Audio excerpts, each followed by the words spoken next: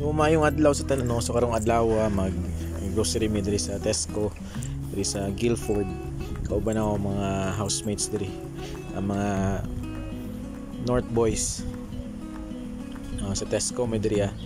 So among ginahimo diri sa balay is mag chip in mi tanan sa among gastuhon every week. So 5 mi kabuok, tag 20 pounds mi. So nami budget nga 100 pounds say tama raw sa mo sobra pod, pero mo lang ilang chip inan. So mo ni sila nanulod na mi diri sa Tesco guys. Mahal kay ang uling, tag 6 pounds. And mo ni among ginahimo during weekends, especially pag Saturday kay mo man among time nga wala may trabaho. And para mga diri sa Tesco kay namin gud siya ay less kung nakay club card. So mo ni diri ami nagdaghan pa mga groceryhan diri sa Sainsbury, Lidl, and napod dito sa Asian store sa Dia. So mga karne dito nindot po dito kay mas duol man sa mga dili kay bugat kay wala ko sa kanan. Yung gabay pa may padulong diri.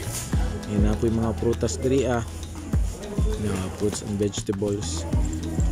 Daghan kasi mapilian diri sa Tesco. Dako pud siya nga shop. Napo kay gusto ng mga palitunon sama sa mga vitamins, tambal, napo siya diri.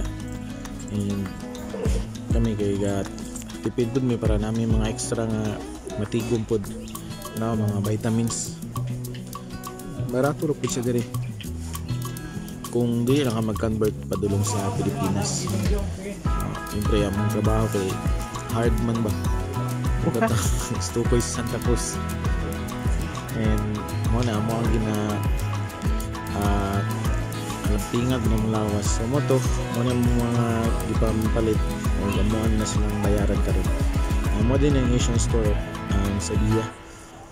So diri ami gapamalit og mga lamas og mga karne para mo ang konsumo during the weekends. So mo to about this video. Bye.